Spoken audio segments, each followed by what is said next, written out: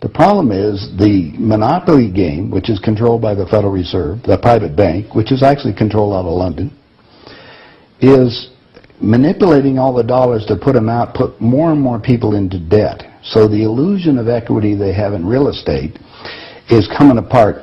The players that are analyzing everything are expecting massive foreclosures next year and the beginning of what we call the recession it's going to be worse than 29. Like your house that you're living in. You think you own it. You don't. Right. You have contractual right to transfer the airspace, subject to you paying taxes to the state. Right. Or the Global 2000 discussions that we had. The real problem that they have, as Kissinger says, is there are just too many people on the planet. And 40% of the world, 2 billion of us, exist on less than $2 a day.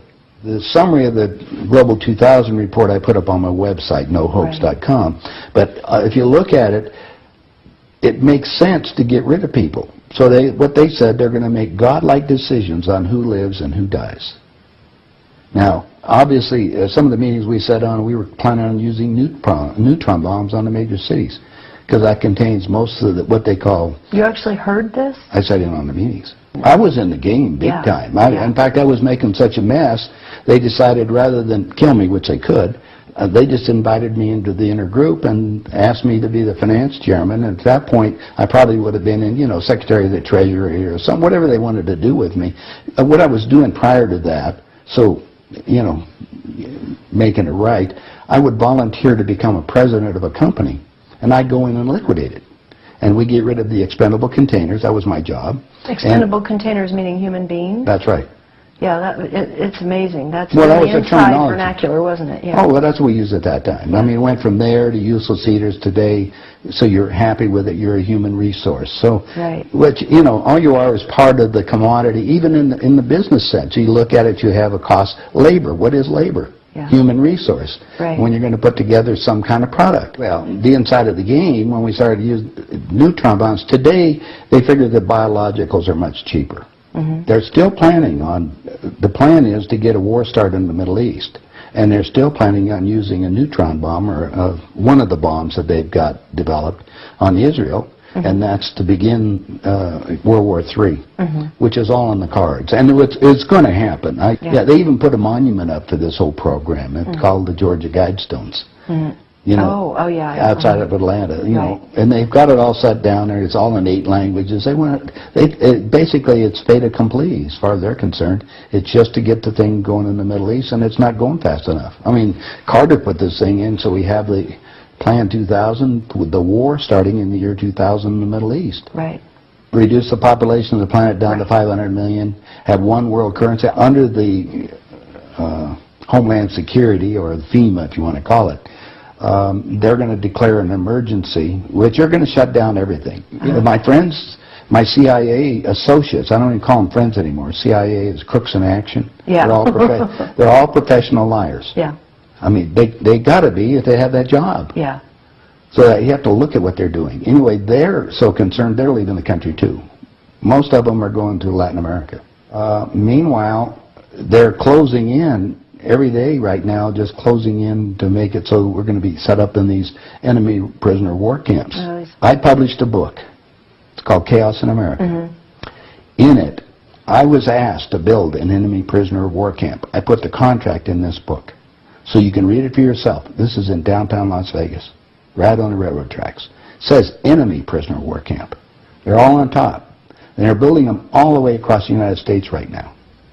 Bush signed an executive order taking the old forts and the army places that we shut down to get those organized to hold the so-called dissidents. Now, what's the definition of a dissident?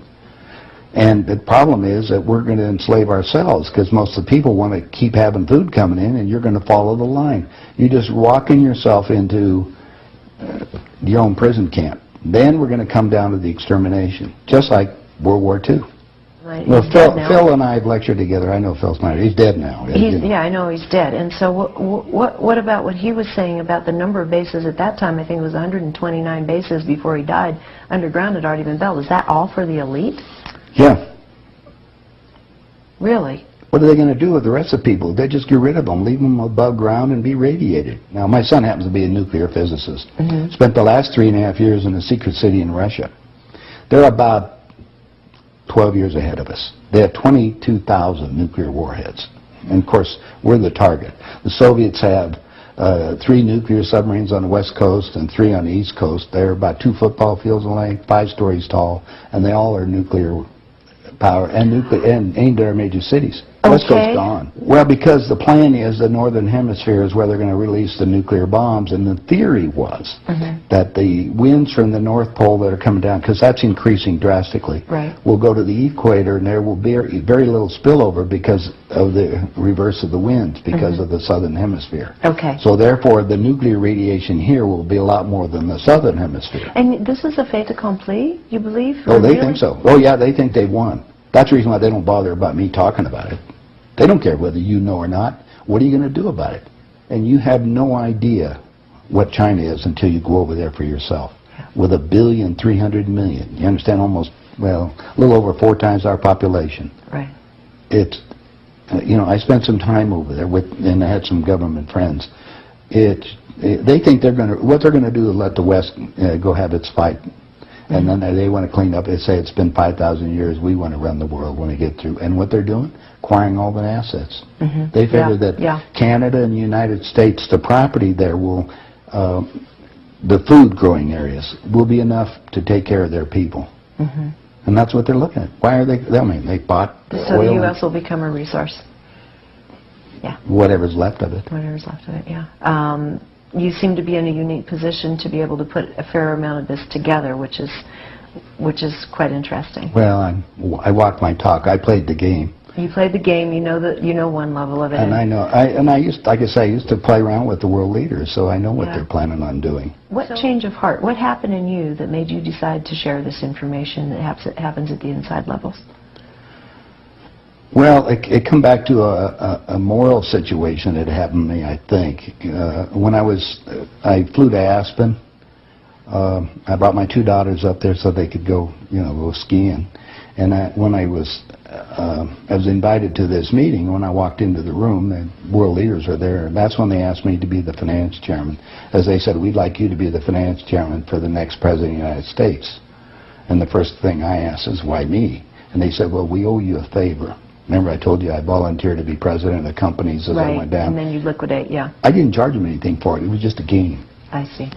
And anyway, that's what they said. So I thought you'd be good on the team, yeah. I'd be good. I'd be a team player. I just did it because it was, another one of these things. So next thing I asked them, I said, well, wait a minute.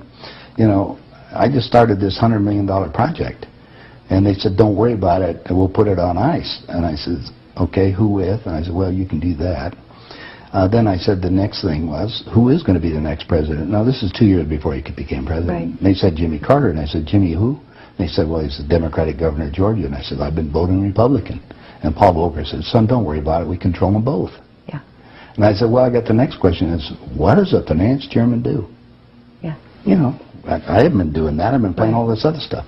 They said, will you sit down with Ted? And so I sat over with Ted Kennedy. He's sitting right next to me.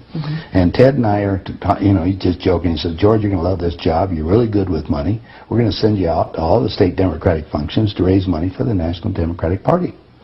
And he said, you're going to meet some real foxy ladies. And just then, my daughter walked in. Ted looked at her and he says, wow, I want to go to bed with that. I says, no, you don't, Ted. That's my daughter, and she's 14. And his response to me was, I don't care. I was livid. I really didn't know what to do. So it was that moment of that personal insult. That was part of it. Yeah. I got up and I walked across the room. Yeah. I then talked to Pierre Trudeau and his wife, who was the Prime Minister of Canada at that time. And I'm sitting in front of them was a little half cigar box full of white powder. And then I'm looking around the rest of the room. I said, my God, something hit me at that point. If the world leaders have to resort to this, I don't think I want to be part of this thing. I mean, even to the even to the pollution and getting everything else they're talking about, getting rid of all the other people. I mean, I was raised in a packing house and slaughtering animals, and you get to the point where people are just animals at that level. And then I found out a little bit more about the details of the Plan 2000, of the annihilation of the entire planet. I said, I got to stop these people. There's something there. I mean, it's just, they got to be stopped.